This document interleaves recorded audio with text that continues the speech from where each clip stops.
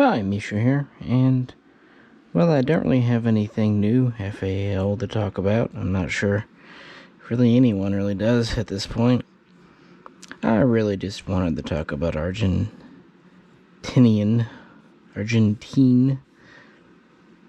FALs from Argentina, manufactured by FMAP, or sometimes just FM, in Rosario, which was the part of DGFM, kind of the whole military directorate. And Argentina adopted the FAL in 1955, and by the late 50s it was in service. And it's a very similar story to many other nations. But of course, FMAP had been producing FN Belgium guns for quite some time, especially the high power pistol. And it's interesting how this got going. And oftentimes the Argentine semi-automatic pre-bans, or even post-bans, are overlooked in favor of the Belgians or the Brazilians. But they're really my favorite, at least of the so-called metric FALs. Like most of your FALs, this is a short stroke gas piston. It uses a tilting or tipping bolt locking, non-reciprocating charging handle, last round bolt hold open. Typical magazine size is 20 rounds in these straight mags. Adjustable rear sight, which is on the lower frame. It's not a receiver, although some call it. It's just a lower trigger housing or frame. This is the receiver part here. We have an adjustable gas regulator here. We have a gas shutoff, or for disassembly up here. This one has the 21-inch standard barrel with the combination device on it. Folding carry handle. This one has the bipod here, the QD style. There's a little lever you can detach it. Has a Argentinian sling, standard polymer furniture, rubber recoil pad, and storage compartment in the pistol grip here. If it wants to come out, for holding a small rope and pull through, and a small oil pot or grease pot besides. And of course the FAL is extremely famous, known as kind of the right arm of the free world. But interestingly, Argentina initially wasn't looking to adopt it. In 53-54, they were actually considering domestically producing the M1 Grand, even the MP44 from Germany, and believe it or not, even the 1941 Johnson. But in 1955, the FAL was kind of making a new name for itself, and so testing on those rifles was halted. Instead, the FAL was trialed, and by the end of that year, it was adopted as Argentina's next battle rifle. And the first guns would be made in Belgium by FNH for Argentina, and they would be delivered in 1958. And these would be very much like other late 50s Belgian guns, including wood furniture. But, as I said a minute ago, FMAP already had a relationship with Belgium. So, in 1960, a license was agreed upon to allow Argentina to produce the FAL and all of its variants in country. So with that, let's take a closer look at our first one here. Interestingly, even though it was in Spanish now, they kept the acronym FAL or FAL, standing for Light Automatic Rifle. And this would be what we would often consider a 50.00. So just kind of the standard infantry version. Like I said, 21-inch barrel, fixed stock. You could have a bipod, these little light bipods, you know, they're pretty famous because of the Austrian STG 58 and the West German G1. But again, this one's a little bit different because you can easily remove it. Unfortunately, with a lot of the other ones, it's riveted on and in place. Now, one interesting feature of this generation, or well, really many of the standard Argentinian guns, they have what's called tall sights. You see the open ear block, and in the back it's tall. The original FALs had these, but they were shrunk down about 3 millimeters, actually beginning with the G1 and STG 58 really. But Argentina kept on, and this is sometimes called a Type 1 in Argentina, just your basic model here. Now, of course, originally they would have Type 1 receivers. This is on the later kind of slab side Type 3 receiver, like most of your 80s imports, because by that time that's just kind of what they were doing. Now, this device is a little different than on a military. Like I said, they started licensed production in 1960, and this was standard. And so this would be the standard service gun during the Falklands War.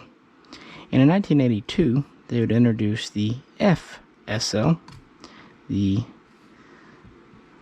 semi-automatic light rifle.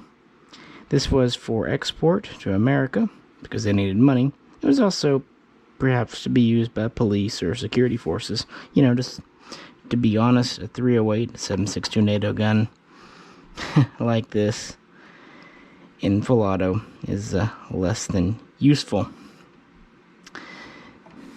But this device, when these came over to America, is mostly standard. It has the kind of flash hider compensator cuts. It is notched on the bottom for a bayonet. Here's our bayonet. Sit you down and I'll pull it out.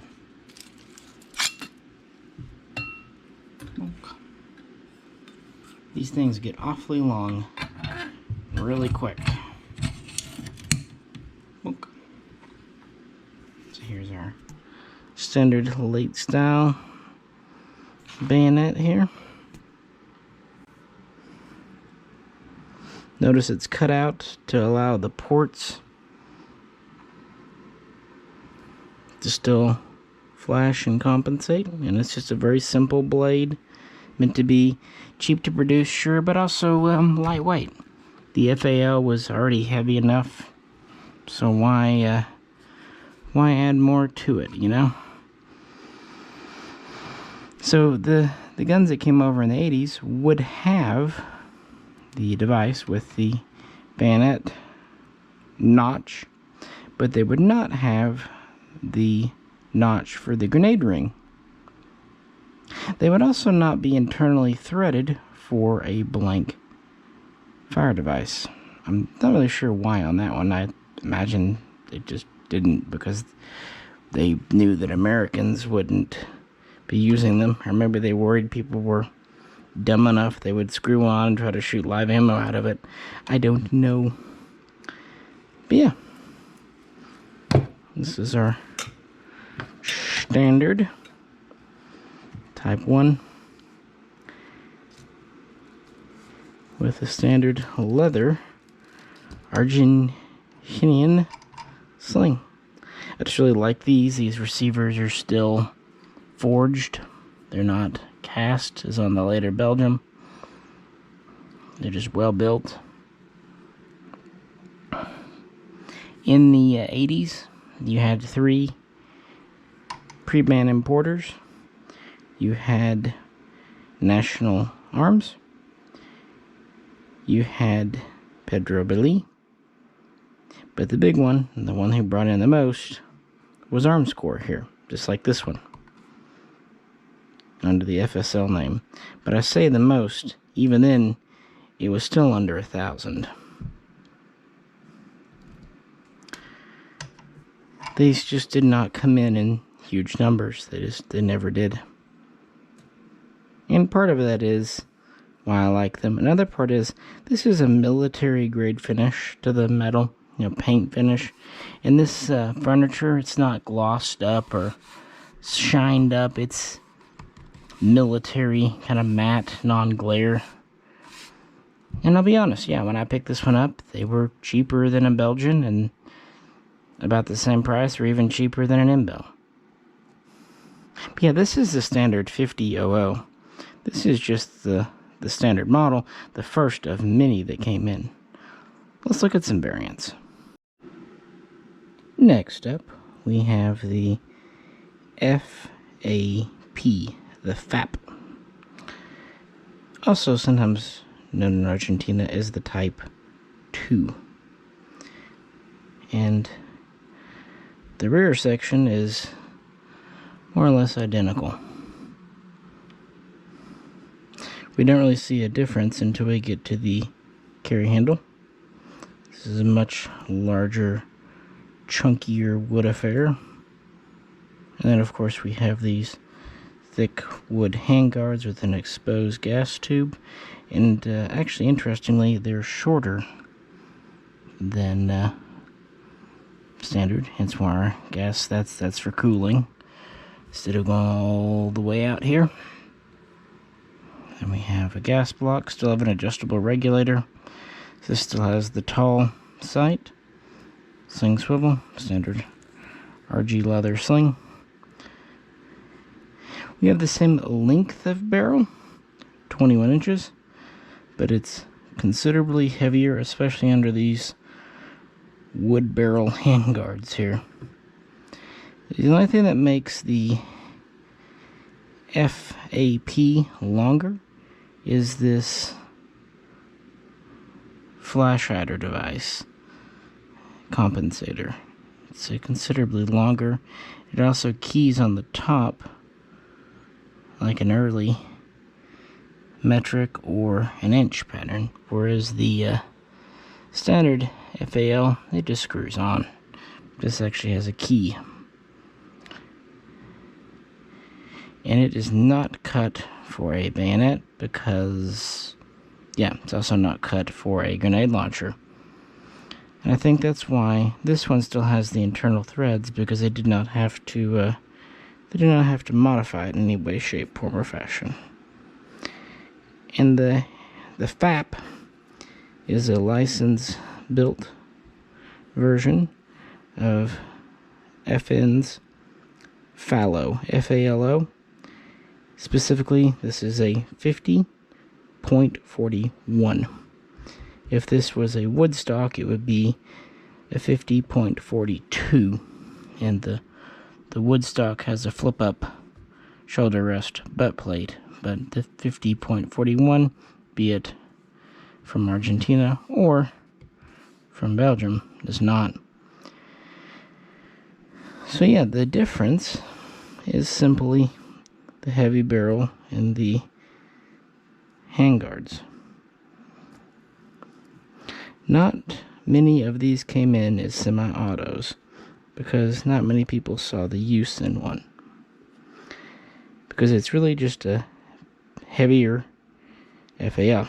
Not many countries used the FALO, especially the metric ones. You had Israel, probably the biggest single user that's at least known. Belgium had some, but Argentina was probably one of the next biggest users. Outside of that, you have to kind of go to the Commonwealth with the L2A1 and the C2A1, even those were produced in pretty small numbers. But of course, what's a light machine gun, a saw, without its bipod? And this is a doozy of a bipod. This is a neat pouch. I got it from numeric years ago. It's not Argentine, but it is a bipod pouch for something a little like an FAL squad automatic, because if you're going around, here's this folded up, it has a chunky carry handle. Here's our bipod. Check this out. I mean, this is rebar. It's solid machined steel. That's why this is so long. Oh, and it just folds. It just kind of flops around, unfortunately.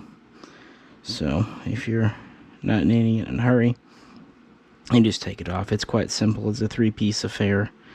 There's this coupler in the back here that keeps that timed, so it can only rotate so far. Now there's actually a lock little spring clip here. I'm gonna put it but I didn't want to pop it on just for a video. Just a little spring steel, just slides in this far notch in the back. Took the 30-round mag out. While Argentina did have some 30-rounders, they, like many others, found they were not terribly reliable. And like I said, this is internally threaded for a blank fire device, and I should grab one here. Kind of neat.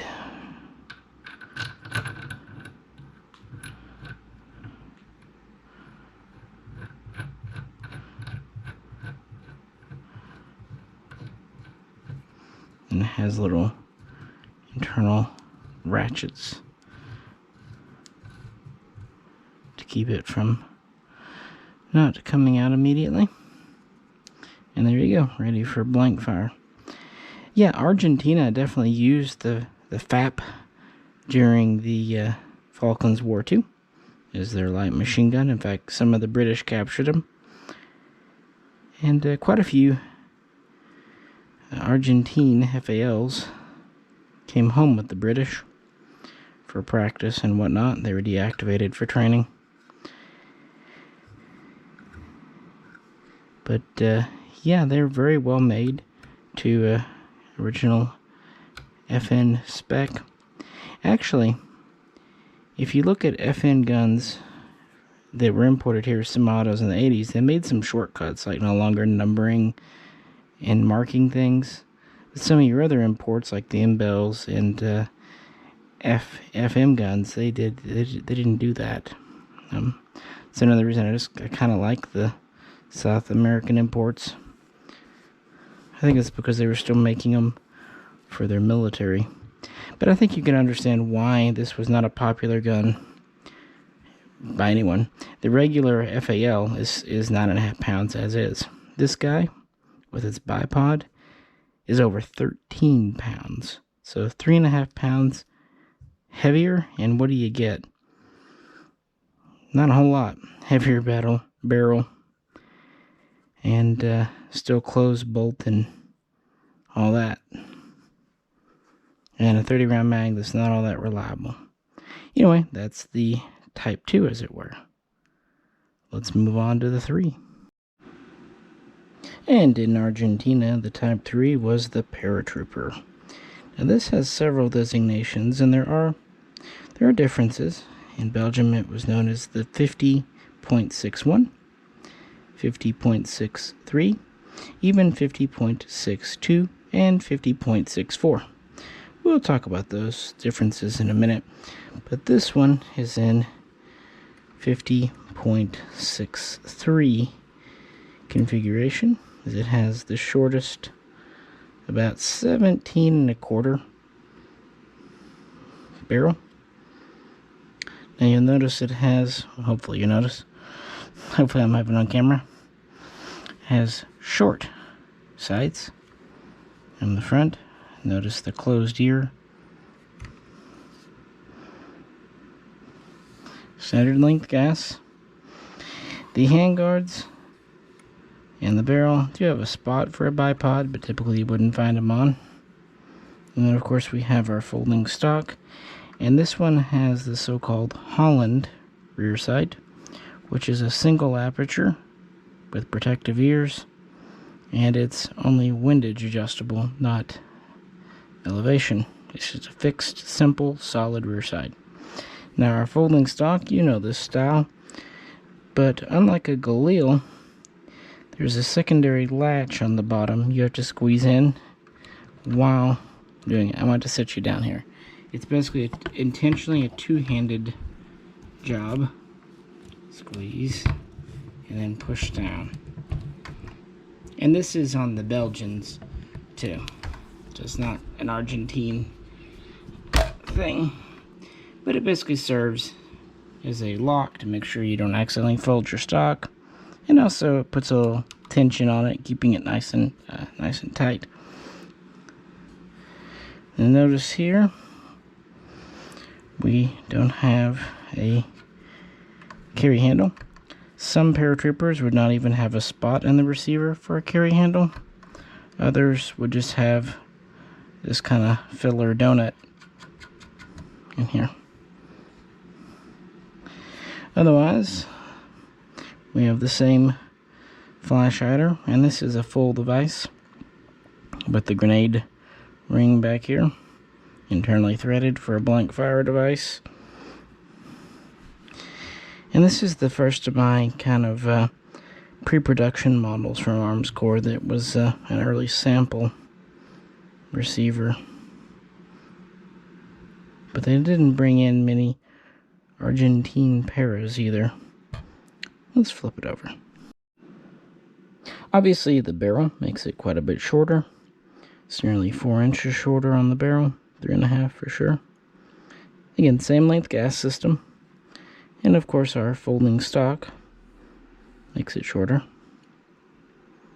Not having the carry handle. And we have a folding charging handle. This is something you typically see on the 50-63s. It's much like on an L1A1.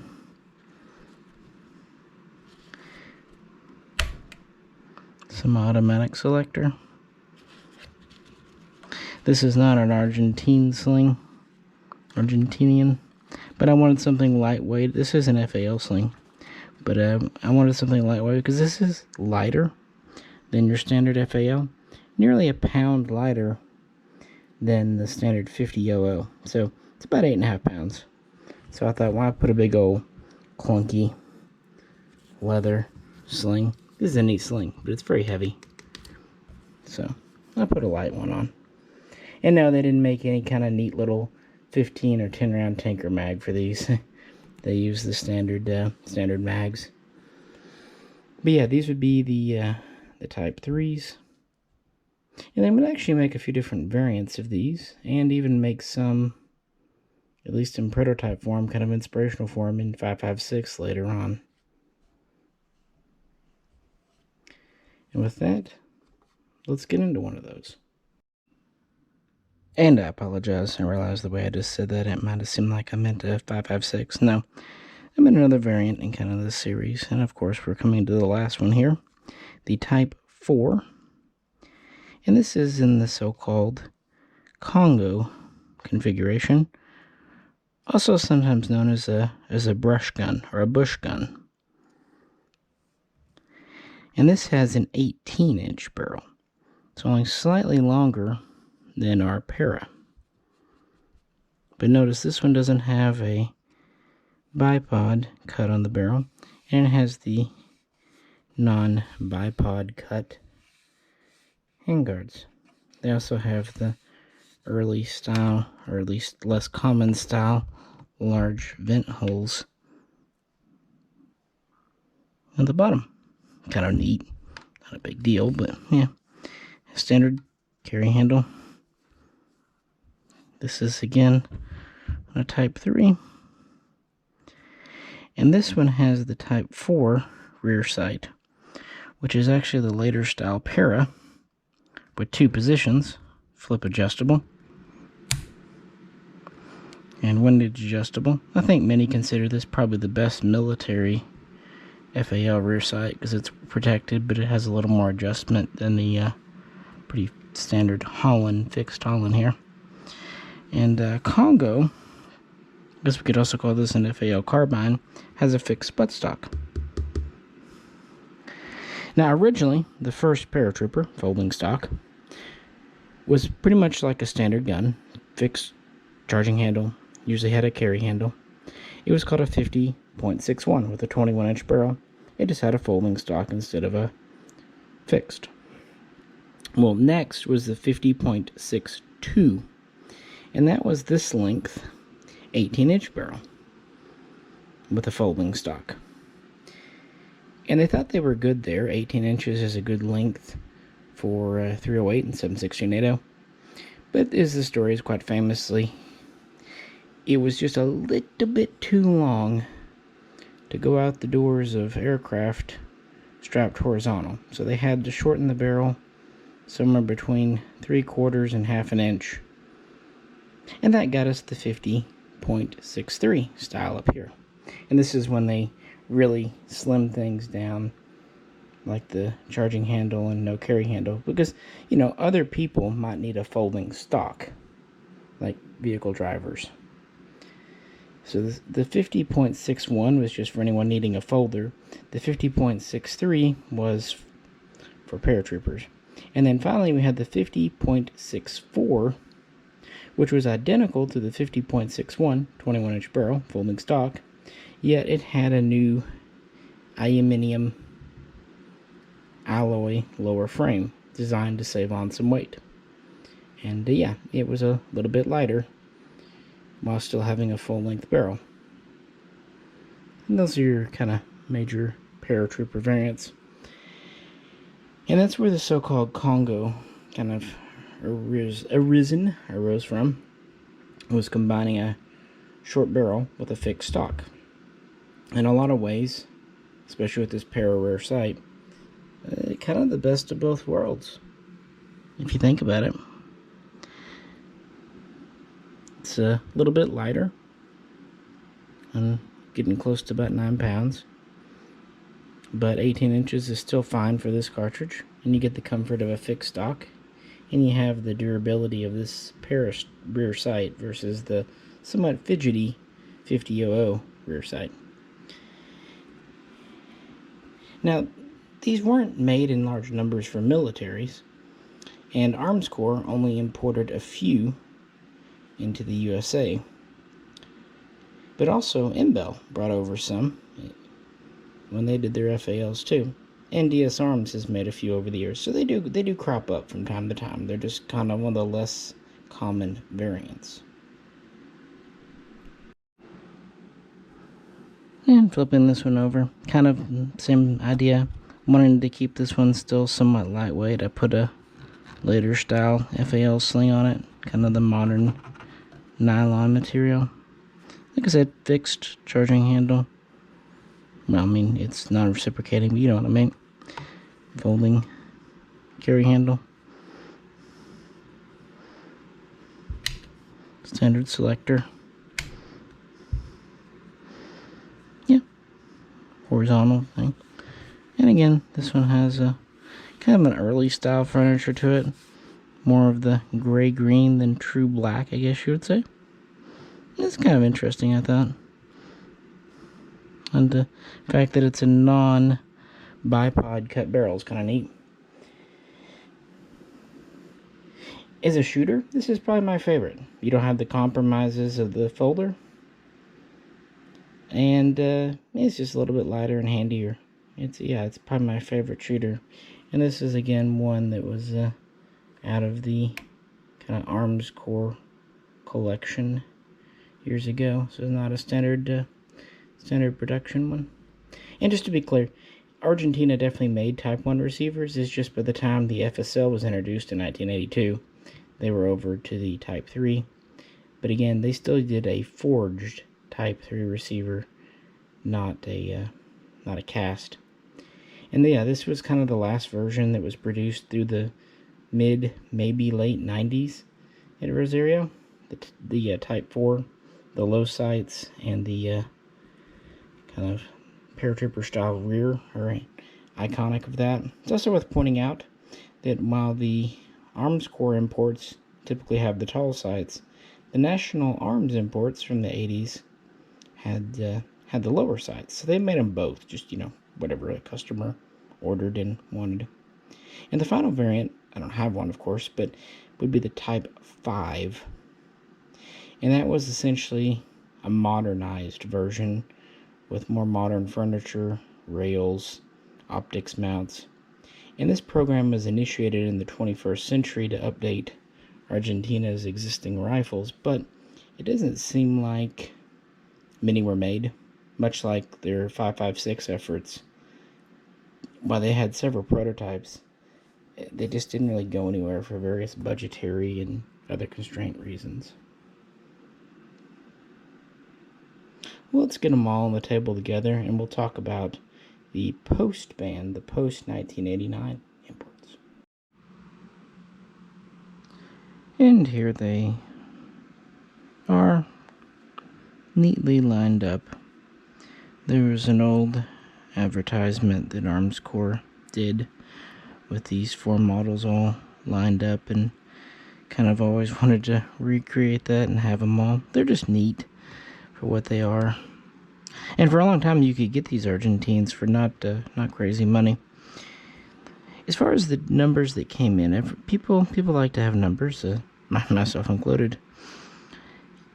Pre-ban, we don't know, but National Arms and Arms Corps, like I said, were the 2 main ones, really. And it seems like they brought in under 1,000. If you pick up an FMAP marked receiver and the serial number is under 1,000, chances are it's a pre-ban. Arms Corps, they originally were in Silver Springs, Maryland. Later, they were in Baltimore, Maryland. But after the 89 ban, that's when we really saw quite a few. Between 93 and 94, DSA, sold off around 4,000 uppers. And by that I mean receivers with barrels. And as far as I know, these were all in the 50-00. Now, of course, these were kind of cotton customs guns, made guns. And they get away with it because they weren't selling complete guns. Another company, Global, would sell the lower frames, the bolts, and some other components. And that's why you will see post-ban guns from the 90s with mismatched serials, still made from brand new looking parts, still having had their barrels and everything set in Argentina. But these will be marked in very small font on the inner flap of the magwell, the opposite side to this piece here, SAC Lada. And that was, I think it was Southern Ammunition Company was what it stood for, but it was SAC. It's very small font on the inside of the magwell. So that's the only way to really know, plus again having a serial over 1,000, and generally speaking, mismatched numbers. Now that said, even though the parts were kind of sold separately, there were groups in the 90s and even 2000s, forums, where people would compare serials and, trade. Hey, I've got this lower, I need that one, kind of swap it around.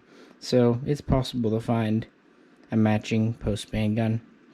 And the post-bans are fine. Every bit the same quality. Barring anything ridiculous. Also, Sarco, for many years, had Type 4 kits. They looked to be late production FMAP guns. No receivers, but they were complete lowers. They even had barrels. They weren't 18 inchers, they were 21. But for a long time, you could get virtually new looking Type 4s from Sarco. Man, they were just great guns. Now, one thing to know for the building, the way an Argentine lower is, there's a pin that's in a slightly different location. So if you're getting an upper, back in the day, Kunin, even DSA, would sell specific Argentinian style uppers. And that's just so it would work with the lower. But if you end up with an RG lower, there's ways to either modify it or ways to modify the upper, the receiver. I keep saying that, I apologize. Correcting myself from earlier. To make them work. You know, there's always a way. But, you know, if you just want them to snap together, just know that there is a slight difference, especially with the FSL lowers being a semi-auto only. It's kind of how they did them. As far as the Argentine guns you find, they should have chrome lined barrels. And they should have a pretty thick semi-gloss paint over phosphate finish. And I've never heard of a cast FMAP receiver. Take that for what it's worth. Again, the vast majority were 50 OOs. The heavy barrels came in very small numbers. The Congos came in very small numbers. Probably the next most common after the 50 OO would be the Paratrooper, but that's really not saying much, guys, because so few of these came in. In Argentine mags, they're just standard metric mags with a paint finish with the FM marking. And you can find 20s, and once in a blue moon you might find a 30. And there are these bipods that have the little QD latch. That's kind of neat.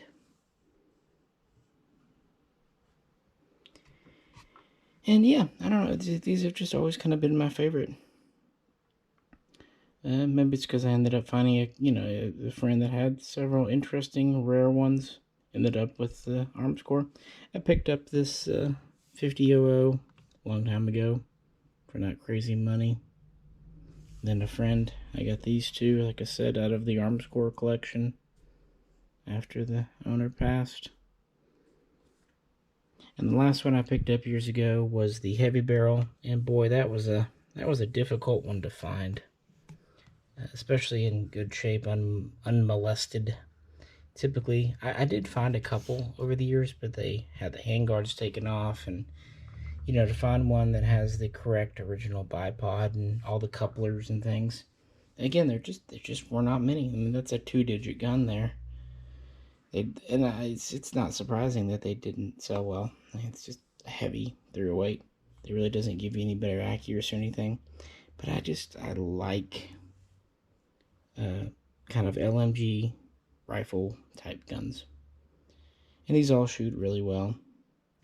In the long ago past, I did a disassembly of the para. Of course, on the regular FAL, your recoil spring is in your buttstock, not unlike with an AR-15. But of course, with the folding stocker, you can't do that. So what they have for the para is a nested spring in the top. That makes the recoil a little different and makes charging it a little stiffer. It also, because of the way the top cover is for that spring, it's inletted here. This is what they kind of call a nose step here. And again, if your receiver isn't cut for that, or there's ways around it, but it's always best with these paras, if you have a para top cover, to have a para cut receiver. That also goes for the folding charging handle. You can make a folding charging handle fit a standard receiver, but it's always better if you have one that has the step down on the rail for it to lock into. The others here, the receivers are all the same. No real difference there. The only difference really with all these are just the barrels. I guess technically the longest one would be the heavy, just because of the longer muzzle device. I don't know. Just haven't talked FALs in a while, and we've had quite a few new subs, so not sure if someone saw the old Argentine video, so here you go. What do you think? Do you like them? Do you think I'm completely crazy for preferring these over Belgian? If otherwise, which one's your favorite? The Para, the Congo, heavy barrel, or just the good old classic original? I really enjoy talking FALs. They're really easy to build too. You just screw the barrel in. You get the right size locking shoulder after you use your pins. They usually just fall right together. It's a great way to spend a Saturday afternoon. No welding, no riveting. Good times. It's a shame that the kits are kind of gone, and even worse, the receivers. You don't find virgin FAL receivers anymore, sadly. But I guess I'm getting nostalgic. I'll let you go. Any questions or comments, please feel free to post them below. And as always, if you could, like, share, subscribe. And if you'd like to help support the channel, please check out the link to the Patreon page. This is Misha. Catch you very soon. Next time.